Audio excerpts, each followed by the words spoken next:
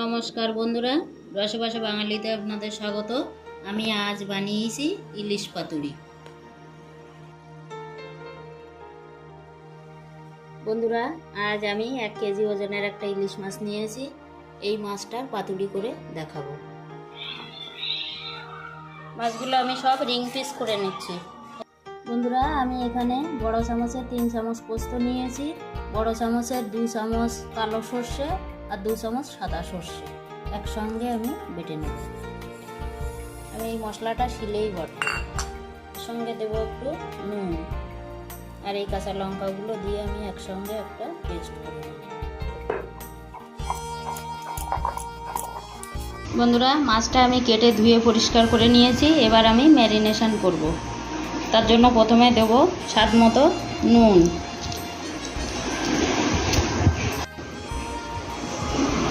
পরিমাণ মতো হলুদ গুঁড়ো,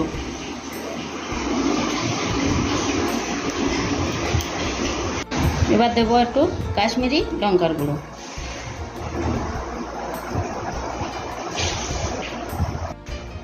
এবার দেব কাঁচা সর্ষের তেল,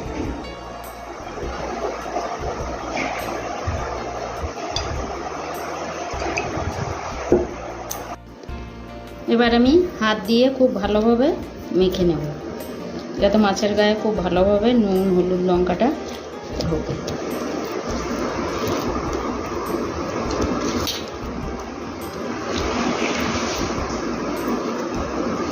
এভাবে ম্যারিনেট করে আমি রাখবো 10 মিনিট।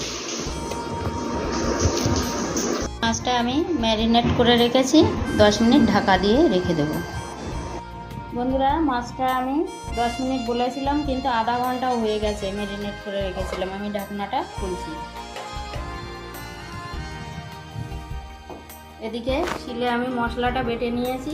শিলে বাটলে মশলাটা দেখুন বন্ধুরা কত সুন্দর হয়। এটা মিক্সারে দিলে কিন্তু একটু পাতলা হয়ে যায়, কারণ জল দিয়ে বাটতে হয়। এবার বেটে রাখা মশলাটার মধ্যে দেব স্বাদ মতো নুন, পরিমাণ মতো হলুদ গুঁড়ো,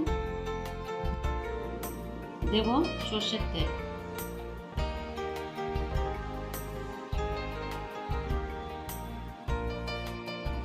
এবার আমি এই মশলার সঙ্গে নুন হলুদ আর তেলটা ভালো করে মিশিয়ে নেব।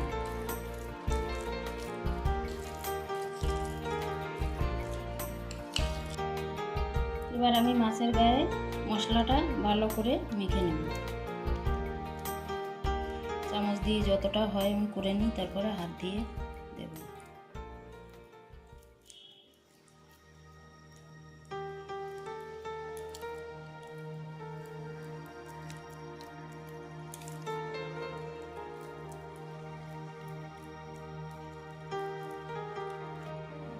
চামচ দিয়ে মেখে নিলাম, এবার আমি হাত দিয়ে ভালো করে মেখে নেব।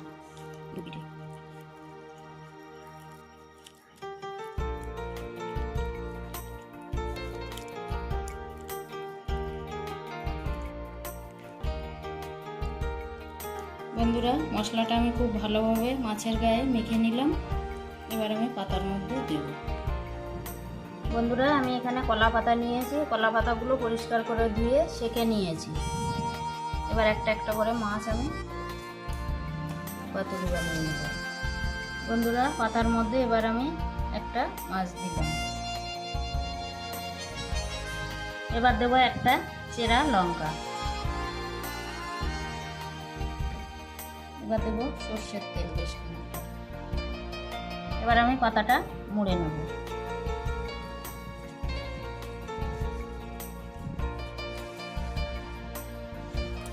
এবার আমি একটা সুতো দিয়ে বেঁধে দেবো।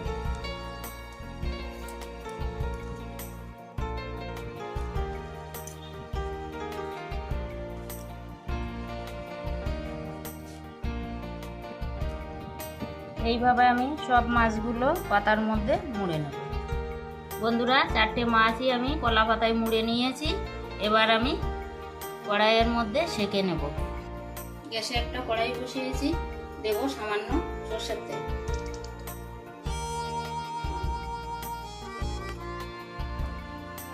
তেলটা আমি কড়াইয়ের গায়ে ভালো করে স্প্রেড করে নেব।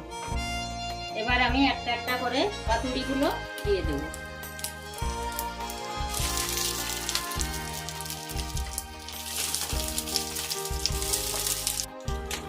এটাও আমি দিয়ে দিলাম।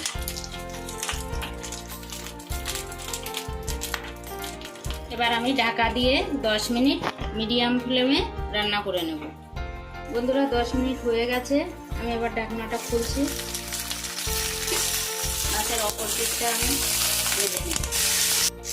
আবারও আমি 10 মিনিট অপর পিঠটা রান্না করে নেব। 10 মিনিট হয়ে গেছে, আমি ঢাকনাটা খুলব। গ্যাসটাও আমি অফ করে দিলাম। দেখুন বন্ধুরা অপর পিঠটাও কত সুন্দর হয়েছে। এবার আমি 10 মিনিট ঢাকা দিয়ে স্ট্যান্ডিং টাইমে রাখছি, তারপরে আমি আপনাদের সার্ভ করে দেখাবো। আমি পাতুড়ি চারটে তুলে নিয়ে আসছি। বন্ধুরা এবার ধোয়া ওটা গরম ভাত আর পাতুড়ি, একদম দুপুরের খাওয়াটা জমে যাবে। আমি একটা পাতুড়ি নিলাম।